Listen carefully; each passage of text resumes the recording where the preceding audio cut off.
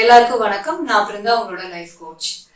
இப்ப இருக்க இந்த காலகட்டத்துல நம்ம எல்லாருமே ஒரு சேலஞ்சிங்கான பீரியட்ல இருக்கோம். இந்த கட்டத்தை தாண்டி வந்தே ஆகணும் அப்படிங்கிற மாதிரியான ஒரு சூழல்ல எல்லாருமே இருக்கும். ஒரு போர்க்களத்துல ஒரு வீரனுக்கு பாத்தீங்கன்னா அவனோட ஆயுதம் ரொம்ப ஸ்ட்ராங்கா இருக்குன்னு வச்சுக்கோங்களேன். அதை கரெக்டா யூஸ் பண்ண தெரிஞ்சதுன்னா அவனால கண்டிப்பா எப்படிப்பட்ட ஒரு போரா இருந்தாலுமே ஜெயிச்சுட்டு வெளியில வர முடியும். அதே மாதிரி இப்ப இருக்கக்கூடிய இந்த பேண்டமிக் சிச்சுவேஷனை ஜெயிச்சு நம்ம தாண்டி வரணும் அப்படின்னா நம்ம கிட்ட இருக்கக்கூடிய ஒரே ஒரு ஆயுதம் நம்ம இப்ப செய்ய போற பிராக்டிசஸ் மூலமா நம்மளோட உடலையும் அந்த உடல்ல இருக்கக்கூடிய அந்த எதிர்ப்பு சக்தியும் வலுப்படுத்துறதுலதான் இருக்கு. அப்போ எந்த மாதிரியான பிராக்டிசஸ் இதுக்கு யூஸ் ஆக போகுது அப்படின்னு சொல்லி இப்ப நம்ம பார்க்கலாம். ஏன்னா நம்ம வெளியில நிறைய தேடுறோம், இந்த மாதிரி இது சாப்பிட்டா சரியாகுமா, அந்த மாத்திரை போட்டது சரியாகுமா, இப்படி பூஸ்ட் பண்ணலாமா அப்படின்னு. ஆனா இயற்கையாவே கடவுள் நமக்கு நிறைய விஷயங்கள் நமக்குள்ளேயே படைச்சிருக்காரு. இத நான் பல விதமான யோகிஸ் பாத்தீங்கன்னா அந்த காலத்துலயே இதெல்லாம் கண்டுபிடிச்சு சொல்லிட்டு போயிட்டாங்க, இதெல்லாம் இருக்கு, நீங்க பிராக்டிஸ் பண்ணுங்கன்னு. இது காலங்காலமா பிராக்டிஸ் பண்ணிட்டு வந்திருந்த வழிமுறைகள் தான். ஆனா காலப்போக்கில் அப்படியே மாறி போயிடுச்சு, நிறைய பேர் மறந்தும் போயிடும். இப்ப அதுல இருக்க ஒரு சில பிராக்டிசஸ் நான் இப்ப உங்ககிட்ட நான் சொல்றேன், ஷேர் பண்ண போறேன், அதை செஞ்சு காமிக்க போறேன். சோ இந்த வீடியோ ஃபுல்லா பாருங்க. இது என்ன நான் சொல்றேன்ற அந்த நுணுக்கங்களை கவனிச்சுட்டு இந்த பிராக்டிஸ கண்டிப்பா செய்யுங்க.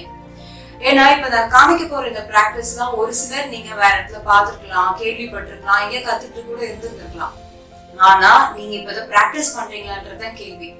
ஏன்னா சில பேரோட ஒரு ஹேபிட்டே நான் பாத்துட்டேங்க. நம்ம எதை காமிச்சதுமே சொல்றோம்னா, இதுவா எனக்கு தெரியும், இதுவா நான் எப்பவோ கத்துக்கிட்டேன், இதெல்லாம் கத்துக்கிட்டோம், கத்து வச்சு என்ன செய்யறோம்ன்றதான் இப்ப கேள்வி. இப்போதான் இதை யூஸ் பண்ணியே ஆகணும் அப்படிங்கும் போது நமக்கு தெரிஞ்ச இந்த நாலேஜ் எந்த விதத்துலயும் ஹெல்ப் பண்ண போறது கிடையாது. அதை எடுத்து செஞ்சா மட்டும்தான் அது நமக்கு பயனை தரப்போகுது. அதனால ஒரு கைண்ட் ரெக்வெஸ்ட், இதுல நீங்க என்ன பாக்குறீங்களோ தயவு செய்து செய்ய ஆரம்பிச்சிருங்க. ஓகே, ஃபர்ஸ்ட் பிரீத்திங் பிராக்டிசஸ் என்னன்னு பார்த்துட்டு அதுக்கப்புறமா வேற சில இன்ஃபர்மேஷன்ஸ் நான் உங்களுக்கு ஷேர் பண்றேன். ஸோ இந்த ஷேர் பண்ணக்கூடிய அத்தனை விஷயம் எதுக்காக அப்படின்னா, இந்த ஒரு காலகட்டம் மட்டும் கிடையாது, இனி வரப்போற எந்த மாதிரியான விஷயங்கள் உங்க லைஃப்ல நீங்க எப்படி மீட் பண்ணாலும் சரி, ஹெல்த் ரிலேட்டடா இது எல்லாமே அதுக்கு யூஸ் ஆக போகுது. So first breathing practice. இப்போ பிரீத்திங் பிராக்டிஸ் அப்படின்னாலே யோகால பிராணாயாமம்னு சொல்லுவாங்க. அதாவது நம்மளோட உடலே பிராண சக்தினாலதான் இயங்கிட்டு இருக்கு. அந்த பிராணனை சரியா நம்ம வச்சுக்கிட்டோம், அதோட இயக்கத்தை கரெக்டா வச்சுக்கிட்டோம்னாலே நம்ம கம்ப்ளீட் ஹெல்த்தியா இருக்க முடியும். அப்போ அந்த பிராண சக்தியை இம்ப்ரூவ் பண்றதுக்கு என்ன, அதோட வழிமுறைகள் என்னன்னு பார்க்க போறோம். அதுல நிறைய மெத்தட்ஸ் இருக்கு. இந்த பிராணாயாமால ஏகப்பட்ட மெத்தட்ஸ் இருக்கு. ஆனா இப்ப நான் சொல்லி தர போற இந்த ஒரு பிராணாயாமா எதுக்காக அப்படின்னா, நம்மளோட உடம்புல நைட்ரிக் ஆக்சைட நேச்சுரலாவே இன்க்ரீஸ் பண்றதுக்கு. நம்மளோட உடல்ல நைட்ரிக் ஆக்சைடு நேச்சுரலா உற்பத்தி ஆகுது.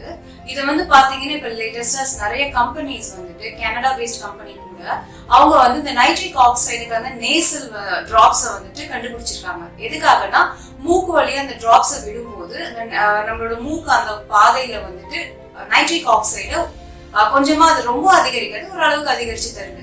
எதுக்காகனா, அந்த பிளாக்கேஜை ரிலீஸ் பண்றதுக்கு, உங்களோட லங்ஸை பிரீத்திங் எல்லாம் சரி பண்றதுக்கு நைட்ரிக் ஆக்சைடு யூஸ்ஃபுல்லா இருக்கும்னு சொல்லிட்டு இதை இப்ப நம்ம நேச்சுரலாவே நம்மளோட பாடியில அதிகப்படுத்துறதுக்கான மெத்தட் தான் நம்ம சொல்லி தர போறோம். இந்த பிராணாயாமாக்கு பேரு பிராமரி பிராணாயாமம். இத பல வருஷங்களுக்கு முன்னாடியே யோகிஸ் கண்டுபிடிச்சு இது மூலியமா இத்தனை நன்மைகள் இருக்குன்னு கண்டுபிடிச்சிட்டாங்க. இப்போ இதோட ரிசர்ச் போயிட்டு இருக்கு. இன்னும் கம்ப்ளீட் கிளினிக்கல் ரிசர்ச்சோட பேப்பர்ஸ் வரலன்னா கூட இது நிறைய பேர் யூஸ் பண்ணி டிஃபரன்ஸ் பார்த்துருக்காங்க. எப்போனா, இதுக்கு முன்னாடி சார்ஸ் அப்படிங்கிற ஒரு இது எகெயின் அதுவும் உங்களோட நுரையீரல் சம்பந்தப்பட்டதான ரெஸ்பிரேட்டரி சம்பந்தப்பட்ட ஒரு விஷயம். ஆனா அதுல நிறைய பேருக்கு நல்ல ரிசல்ட்ஸ் கொடுத்துருக்கு. ஈவன் ஒரு ஐசியூல இருந்தவங்க, அங்க இருந்து கொஞ்சம் வெளியில வந்தவங்க எல்லாத்துக்குமே கூட இந்த பிராக்டிசஸ் கொடுத்து இது பண்ணியிருக்காங்க. அவங்களுக்கு நல்ல டிஃபரன்ஸ் தெரிய ஆரம்பிச்சிருக்கு. இந்த பிராமரி பிராணாயாமால என்ன பண்ணுவோம் அப்படின்னு பாத்தீங்கன்னா, நம்ம ஹம் சவுண்ட் அப்படிங்கிற இந்த ஒரு சவுண்ட நமக்குள்ள நம்ம கொடுப்போம். அந்த சவுண்ட் கொடுக்கும் போது நமக்குள்ள ஒரு வைப்ரேஷன் ஏற்படும். அதனால நமக்குள்ள நைட்ரிக் ஆக்சைடோட அளவு 15 ஃபோல்டு அதிகமாகுதுன்னு சொல்லி ரிசர்ச் பண்ணிருக்காங்க. ஸோ இது அதிகமாகிறதுனால உங்களோட லங்ஸ்ல இருக்கக்கூடிய அந்த டென்ஷன் எல்லாத்தையும் ரிலீஸ் பண்ணி கொடுக்கும், பிரீத்திங்கை ஈஸ் பண்ணி கொடுக்கும். இது எல்லாத்துக்குமே நைட்ரிக் ஆக்சைடு ரொம்ப முக்கியம். லங்ஸுக்கு மட்டும் கிடையாதுங்க, ஹார்ட்டுக்கு, பிரெயினுக்கு, இந்த மாதிரி பல உறுப்புகளுக்கும் நைட்ரிக் ஆக்சைடு ரொம்ப ரொம்ப நல்லது. ஸோ இப்போ இந்த பிராமரி பிராணாயாமா எப்படி பண்றதுன்னு சொல்லி பார்க்கலாம்.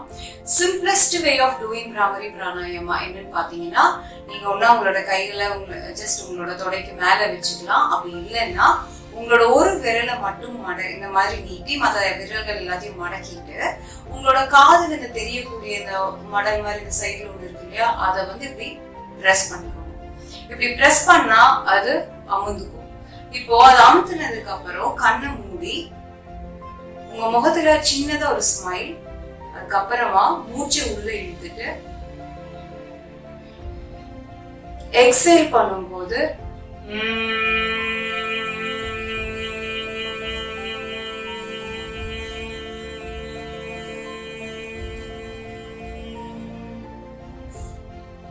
இந்த மாதிரி சவுண்ட் கொடுக்கணும். அப்ப முதல்ல கைய விரல் வச்சு காதை இந்த மாதிரி க்ளோஸ் பண்ணிட்டு அதுக்கப்புறமா லைட்டா ஒரு ஸ்மைல் உங்களோட முகத்துல. அதுக்கப்புறம் இன்ஹேல் பண்ணிட்டு டீப்பா இன்ஹேல் பண்ணணும். இன்ஹேல் பண்ணும்போது எப்பவுமே ஞாபகம் வச்சுக்கோங்க, மூச்சு காற்று உள்ள போகும்போது நம்மளோட வயிறு பலூன் மாதிரி இமேஜின் பண்ணிக்கோங்க. ஒரு பலூனுக்குள்ள காத்து அடிச்சா பலூன் பெருசாகும் இல்லையா, அதே மாதிரி நம்ம மூச்சு எப்பெல்லாம் உள்ள இழுக்கிறோமோ, இந்த பிராக்டிஸ்க்கு இல்ல, எப்பவுமே நார்மலான ஹெல்த்தியான பிரீத்திங் எப்படின்னா, நம்ம மூச்சு காற்று உள்ள போகும்போது நம்மளோட வயிறு பெருசாகும் பலூன் மாதிரி. திருப்பியும் மூச்சு காற்றை வெளியில விடும்போது எக்ஸேல் பண்ணும்போது பலூன் சுருங்குன்னு எப்படி இருக்கும் அந்த மாதிரி வயிறு உள்ள போகணும். இதான் கரெக்ட் வே ஆஃப் பிராக்டிஸ். இந்த பிராமரி பிராணாயாமம் பண்ணும்போது நீங்க இன்ஹேல் பண்ணும்போது உங்களோட வயிறு பெருசாகணும், எக்ஸேல் பண்ணும்போது உங்களோட வயிறு சுருங்கி உள்ள போகணும். இதுதான் கான்செப்ட். அப்போ இந்த விரல் இப்படி வச்சு கண்ணை மூடி மூச்சை மெதுவா உள்ள இழுத்து மூச்சு காற்றை வெளியில விடும்போது அந்த ஹம் சவுண்ட் இப்ப நான் கொடுத்த மாதிரி கொடுக்கணும். இதை வந்து ஒரு 5 to 6 டைம்ஸ் நீங்க பண்ணா போதும். இதை ஸ்ட்ரெச் பண்ணி எக்ஸ்டெண்ட் பண்ணி நீட்டி அந்த ஹம் சவுண்ட் கொடுக்கதான் உள்ளுக்குள்ள அந்த ப்ரொடக்ஷன் நடக்க ஆரம்பிக்கும். ஸோ இந்த ப்ராக்டிஸ் டெஃபினட்டா பண்ணுங்க. இது இந்த லங்ஸ்க்கு இதுக்கானது மட்டும் கிடையாது. ஹைப்பர் டென்ஷன், யாருக்காவது பிளட் ப்ரெஷர் அதிகமா இருக்கு, இல்லை ஓவர் ஸ்ட்ரெஸ் இருக்கு, இவங்க எல்லாருமே பிராமரி பிராணாயாமம் பண்ணலாம். ஏன் அப்படின்னா மைண்டை நல்லா காம் பண்ணி கொடுக்கும். நீங்க பண்ணி முடிச்சோன்னா உங்களால அந்த வைப்ரேஷன்ஸ் ஃபுல்லா உங்களுக்குள்ள ஃபீல் பண்ண முடியும். அவ்வளோ ஒரு அற்புதமான ப்ராக்டிஸ். ஸோ இது ரொம்ப ஈஸி, சிம்பிள், நீங்க உட்கார்ந்த இடத்துல இருந்து பண்ணக்கூடிய ஒரு ப்ராக்டிஸ். அதனால கண்டிப்பா இதுக்கு முன்னாடி உங்களுக்கு தெரிஞ்சா இருந்தாலும் சரி, இல்லை இப்பதான் தெரிய வந்தாலும் சரி, தயவு செய்து ப்ராக்டிஸ் பண்ண ஆரம்பிங்க. அடுத்த பிரீத்திங் ப்ராக்டிஸ் பாத்தீங்கன்னா, நம்மளோட மூச்சு காற்றை மெதுவா உள்ள இழுத்து வெளியில விடணும். நம்ம எந்த அளவுக்கு ஸ்லோ பிரீத்திங் ப்ராக்டிஸ் பண்றோமோ அந்த அளவுக்கு நம்மளோட ஆயுட்காலமும் நீடிக்கும். நம்ம ரொம்ப ஃபாஸ்டா பிரீத் பண்ணவே நம்மளோட ஆயுட்காலம் வந்து குறையுது. அப்ப பொதுவா நம்ம எப்போ ஃபாஸ்டா பிரீத் பண்ணுவோம்? அடிக்கடி ரொம்ப ஓவரா ஸ்பீடா பேசும்போதோ, இல்லைன்னா ஃபாஸ்டா சில விஷயங்கள் செய்யும் போது, இல்லைன்னா ரொம்ப ஸ்ட்ரெஸ் அவுட் ஆகும்போது, டென்ஷன் ஆகும்போது, கோவப்படும் போது, அப்பதான் இந்த படபடப்பு ஏற்படுது. அப்பதான் நம்மளோட பிரீத்திங் மாறும். ஸோ நம்மளோட இமோஷன், ஸ்ட்ரெஸ் லெவல்ஸ்க்கும் நம்மளோட பிரீத்திங்க்கும் எப்பவுமே சம்மந்தம் இருக்கும். ஸோ எந்த அளவுக்கு மூச்சு காற்ற வேகமா இழுத்து நம்ம இது பண்றோமோ அவ்வளோ சீக்கிரம் நம்மளோட ஆயுட்காலம் குறையும் சொல்லி இதுவும் ரொம்ப வருஷங்களுக்கு முன்னாடியே வந்துட்டு சித்தர்களும் முனிவர்களும் இவங்கெல்லாம் கண்டுபிடிச்சு வச்சுட்டாங்க. ஓகே, அதனால பிரீத்திங் முடிஞ்ச அளவுக்கு ஒரு நாள் நம்ம எல்லா நேரமும் ரொம்ப ஸ்லோவா நம்மளால இது பண்ண முடியாது. ஆனா ஒரு 5 நிமிஷம் ஒதுக்கி ஸ்லோ பிரீத்திங் நீங்க வந்து பிராக்டிஸ் பண்ணீங்கன்னா ரொம்ப ரொம்ப நல்லது. அப்ப அந்த ஸ்லோ பிரீத்திங் எப்படி பண்ணலாம் அப்படின்னா, ரொம்ப எளிமையான ஒரு பிராக்டிஸ். உங்களோட 2 கையை இப்படி நீட்டி வச்சுக்கோங்க முன்னாடி. இப்போ நீங்க மூச்சை மெதுவா உள்ள இழுக்கணும். உங்க மூச்சை காற்று நீங்க உள்ள இழுக்க உங்களோட கையும் அதுக்கு ஏற்ற மாதிரி வரணும். இப்போ பாருங்க,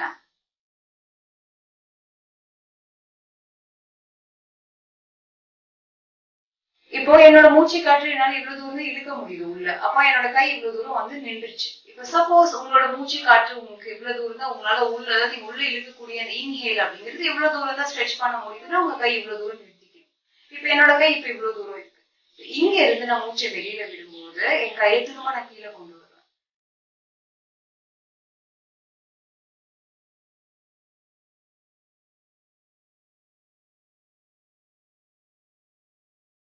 இப்ப என்னோட மூச்சு காற்று எவ்வளவு தூரம் என்னால வெளியில எக்ஸேல் பண்ண முடியுதோ அவ்வளவு தூரத்துக்கு என்னோட கையை நான் கீழே கொண்டு வந்திருக்கேன்.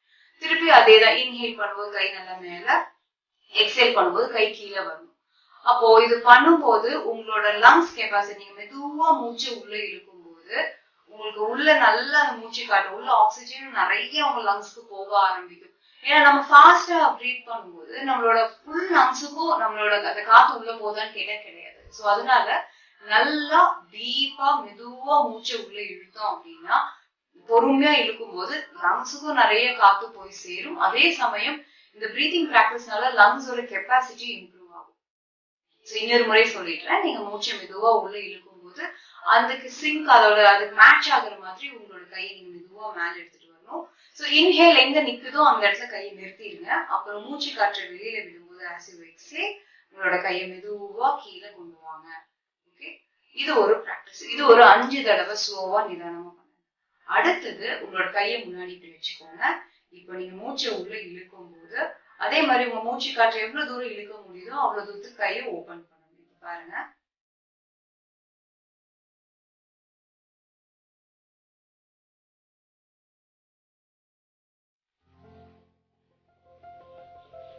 இப்போ மூச்சை வெளியில விடும்போது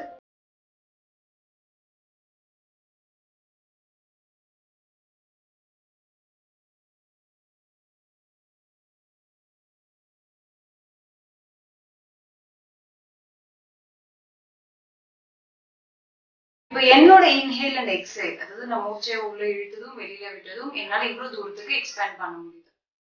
ஸோ உங்களோட மூச்சு காற்று எவ்வளவு தூரம் உங்களால ஸ்லோவா, நான் இடையில பிரேக் பண்ணல, அப்படி இழுக்கல, ஒரே ஸ்ட்ரெச்ல இன்ஹேல் ஒரே ஸ்ட்ரெச்ல எக்ஸேல் பண்ணிருக்கேன். அப்போ உங்களுக்கு சப்போஸ் நீங்க மூச்சு உள்ள இழுக்கும் போது இவ்வளவு தூரம் தான் பரவாயில்ல, இவ்வளவு தூரத்துல கையை நிறுத்திக்கோங்க. அதுக்கு மேல தம் கட்டி இழுக்கக்கூடாது. திரும்பவும் மூச்சு வெளியில விடும்போது அங்க இருந்தே கொண்டு வந்து சேர்த்தோம். இதை பிராக்டிஸ் பண்ணதான் உங்களோட லங்ஸ் கெப்பாசிட்டி இம்ப்ரூவ் ஆகும்போது உங்களோட பிரெத்தோட லென்த் இன்னுமே உங்களால எக்ஸ்டெண்ட் பண்ண முடியும், ஸ்ட்ரெச் பண்ண முடியும். ஸோ அதனால இதையும் ஒரு 5 தடவை பிராக்டிஸ் பண்ணுங்க. ஃபர்ஸ்ட் நம்ம கீழே இருந்து மேல இருந்து கீழே பண்ணது ஒரு 5 தடவையும், இப்போ வெளியில இருந்து உள்ள கொண்டு வரதையும் ஒரு 5 தடவை பிராக்டிஸ் பண்ணுங்க. இதுவும் உங்களோட லங்ஸ் கெப்பாசிட்டியை இம்ப்ரூவ் பண்றதுக்கான ஒரு பிராக்டிஸ். அதே மாதிரி இன்னும் உங்களோட லங்ஸ்க்கு நல்ல காத்து உள்ள போறதுக்கு கையை முன்னாடி வச்சுக்கோங்க. அடுத்த பிராக்டிஸ், இன்ஹேல் பண்ணும்போது உங்க செஸ்ட நல்லா எக்ஸ்பேண்ட் பண்ணிட்டு மூச்சு வெளியில விடும்போது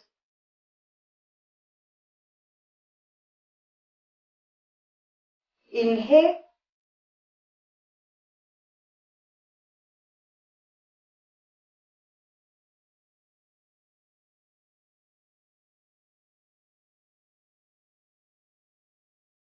இந்த ஒரு பிராக்டிஸ் 5 டைம்ஸ் நீங்க பண்ணலாம். இது எல்லாமே உங்க லங்ஸுக்கு நிறைய காத்து உள்ள கொண்டு போறதுக்கு, ஆக்சிஜன் இம்ப்ரூவ் பண்றதுக்கு, லங்ஸ் எக்ஸ்பேண்ட் பண்றதுக்கு, ஸ்ட்ரென்தன் பண்றதுக்கு ரொம்ப ரொம்ப ஹெல்ப்ஃபுல்லா இருக்கும். ரொம்ப சிம்பிளான பிராக்டிசஸ் தான். ஸோ நீங்க வேற எதுவும் பண்ணலனாலும் அட்லீஸ்ட் இதை ஸ்டார்ட் பண்ண ஆரம்பிச்சிருங்க, உங்களோட லங்ஸோட கெப்பாசிட்டியை இம்ப்ரூவ் பண்றதுக்கு. பிரீத்திங் பிராக்டிஸ் இல்லாம அடுத்தது பாத்தீங்கன்னா, நம்மளோட உடல்ல ஆல்கலைனா வச்சுக்கிட்டா நமக்குள்ள நோய் எதிர்ப்பு சக்தியும் பிளஸ் அதே மாதிரி இந்த கிருமிகள் தொற்று எது வந்தாலுமே ரொம்ப நாளைக்கு தங்க விடாம சீக்கிரமா வெளியேற்ற முடியும் அப்படின்னு சொல்லி நிறைய பேர் ரிசர்ச் பண்ணிருக்காங்க. அதுல டாக்டர் ஓட்டோ வார்பர்க் அப்படின்றவர் பாத்தீங்கன்னா நோபல் பிரைஸ் வின்னர். அவரு கண்டுபிடிச்சது என்னன்னா, அவர் கேன்சருக்காக நிறைய ரிசர்ச் பண்ணி எப்படி பாடி ஆல்கலைனை வச்சு கேன்சர்ல இருந்து பொழைக்க வைக்க முடியும் ரிசர்ச் பண்ணி கண்டுபிடிச்சிருக்காரு. அதுக்காகவே அவருக்கு அந்த பிரைஸ் கொடுத்தாங்க, நோபல் பிரைஸ் கொடுத்தாங்க. அதே மாதிரி அவர் நுரையீரல் சம்பந்தமா, ரெஸ்பிரேட்டரி சம்பந்தமாவும், அதாவது இந்த பிராங்கைட்டிஸ் சொல்லுவாங்க, இந்த லங்ஸ்ல ஏற்படக்கூடிய இன்ஃப்ளமேஷன், இன்ஃபெக்ஷன், அதுக்கெல்லாமே கூட அவர் ரிசர்ச் பண்ணியிருக்காரு.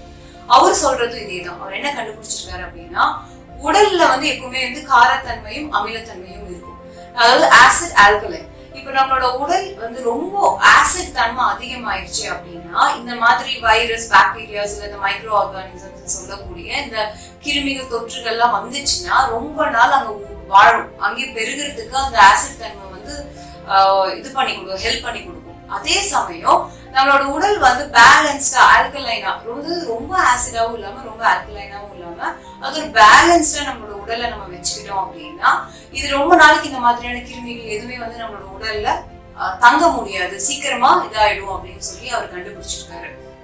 அதனால ஆல்கலைனை வச்சுக்கிறதுக்கு நீங்க ஆல்கலைன் கண்டென்ட் அதிகமா இருக்கக்கூடிய உணவு முறை எல்லாமே செய்யலாம். ஆனா இந்த மாதிரியான உணவுகள்லாம் ஒரு நாள் 2 நாள் சாப்பிட்டுட்டா நம்மளோட உடம்பு அப்படியே ஆல்கலைனா மாறிடுமான்னு கேட்டா கண்டிப்பா கிடையாது. இது வந்து ஒரு கண்டினியூஸ் ஒரு ப்ராசஸ். டெய்லி நம்ம சாப்பிடுற உணவுல ஆல்கலைன் கண்டென்ட் இருக்கக்கூடிய நம்ம பாடி ஆல்கலைனா மாத்தக்கூடிய உணவு என்னென்ன இருக்கோ அதை வந்து கொஞ்சம் ரெகுலரா எடுத்துக்கணும், அவ்வளவுதான். எதையுமே நம்ம ரொம்ப ஓவரா ஒரேடியா டக்குன்னு இதாகவும் போகக்கூடாது. எந்த ஒரு விஷயத்த நம்ம எடுத்தாலும் கிராஜுவலா இம்ப்ரூவ் பண்ணிட்டே போங்க. அதே மாதிரி இது கண்டினியூஸா செய்ய செய்யதான் உங்களோட பாடியில எப்பேற்பட்ட இதுவா இருந்தாலும் அது எல்லாத்தையுமே சரி செஞ்சு தர்றதுக்கு இந்த ஆல்கலைன் வந்து ரொம்ப ரொம்ப அவசியமானது, முக்கியமான ஒரு பாயிண்ட். அவரு ரிசர்ச் பண்ண சொல்ற இன்னொரு பாயிண்ட் என்னன்னு பாத்தீங்கன்னா, ஒண்ணு இந்த பிரீதிங் பிராக்டிஸ். நம்ம ஆல்ரெடி பார்த்தோம் இல்லையா, ஒரு நாளைக்கு 5 தடவையாவது 1 நிமிஷம் வீதம் நீங்க எடுத்துட்டு காலையில இருந்து 5 தடவையாவது பிரீதிங் பிராக்டிஸ் பண்ணுங்க. உங்க பாடி ஆல்கலைனா மாறுங்கிறாரு. ஃபுட்டு மட்டும் கிடையாது, ஆல்கலைனா மாறுறதுக்கு பிரீதிங் பிராக்டிஸும் ஹெல்ப் பண்ணும். அதே சமயம் பாத்தீங்கன்னா காமா இருங்க, ரொம்ப அமைதியா ரிலாக்ஸ்டா எப்பெல்லாம் நீங்க இருக்கீங்களோ அப்பெல்லாம் உங்களோட பாடி ஆல்கலைனா மாறும். ஓவர் ஸ்ட்ரெஸ் பயம் கூட கூட பாடியில ஆசிட் தன்மை அதிகரிக்கும்னு ரிசர்ச் சொல்லுது. அப்ப நமக்கு பார்த்த பிரீதிங் பிராக்டிஸ் பிளஸ் நீங்க உங்களோட உணவு முறை, அதே மாதிரி டெய்லி இப்ப நான் சொன்ன காமா ரிலாக்ஸ்டா இருக்க ஆரம்பிச்சீங்கன்னா டெஃபினட்டா நேச்சுரலாவே பாடியில ஆல்கலைன் கண்டென்ட் வந்து அதிகமாகும். இன்னொன்னு இந்த ஸ்ட்ரெஸ் அண்ட் இது சொல்லும் போது எனக்கு ஞாபகம் வருது, இப்போ வர கால்ஸ் ஃபோன் கால்ஸ் பாத்தீங்கன்னா நிறைய பேர் வந்து அவங்களோட ரிலேட்டிவ்ஸ் இழந்திருக்காங்க, ரொம்ப க்ளோஸா இருக்கக்கூடிய உறவுகளை இழந்துட்டு அதுல அவங்க சொல்லக்கூடிய ஒரு விஷயம் என்ன அப்படின்னா, அந்த இழப்பு அவங்களாம் தாங்க முடியாம கால் பண்ணி பேசுறாங்க அந்த ஒரு இதுக்காக. அவங்க சொல்றது இல்ல மேக்ஸிமம் தெரிய வர பாயிண்ட், நல்லா இருந்தாங்க திடீர்னு என்னாச்சுன்னே தெரியல, ஹாஸ்பிட்டல் போகணும்னா பயப்பட ஆரம்பிச்சிட்டாங்க. இப்போ இவங்க எல்லாம் ஹாஸ்பிட்டலைஸ் ஆன உடனே என்ன ஆச்சுன்னா இமீடியட்டா அவங்களுக்கு ஞாபகம் வந்ததுன்னா இதுதான், இவ்வளவு பேர் இறந்து போயிருக்காங்கல்ல, இப்ப சின்னவங்களை கூட பாதிக்கிறது இல்ல, இந்த மாதிரியான தாட்ஸ் எல்லாம் வந்துடும். ஏன்னா உள்ளுக்குள்ள அவ்வளவு ஆழமா பதிஞ்சிருக்கு. இமோஷனலா உள்ள போய் ஸ்டோர் ஆகும் போது அது ரொம்ப ஸ்ட்ராங்கா உள்ள ஸ்டோர் ஆயிடும். நம்ம வேணா சொல்லலாம் நான் பார்த்தோன்னு மறந்துடுறேன், எனக்கு ஞாபகம் இல்லைன்னு. ஆனா அந்த சூழல் வரும்போது கண்டிப்பா உள்ள இருந்து இது எல்லாமே அது எடுத்து கொடுக்கணும். நான் தயவு செய்து இந்த மாதிரி டெத் ரேட்டை செக் பண்றேன், இங்க என்ன நடக்குதுன்னு செக் பண்றத பண்ணாதீங்க. ஏன்னா அவ்வளோ கால்ஸ் வந்துட்டு இருக்கு ஒவ்வொரு நாளும். என்னன்னா இதுதான் சொல்றாங்க, நல்லாதான் இருந்தது என்னாச்சுன்னே தெரியல, ஏன்னா பயம், அதையும் அவங்க சொல்றாங்க. அவங்க ரொம்ப பயப்பட ஆரம்பிச்சிட்டாங்க. கடைசியில பயம்தான் பாதி டெத்தை இன்னைக்கு கொண்டு வந்துட்டு இருக்குங்க. அதனால இதெல்லாம் பார்க்காதீங்க. விஷயம் தெரிஞ்சு அதுல இருந்து வெளியில வர்றதுக்கான பிராக்டிசஸ் செஞ்சு நம்ம கண்டிப்பா எல்லாருமே இதை ஜெயிச்சு வெளியில வரதான் போறோம். நன்றி, வணக்கம்.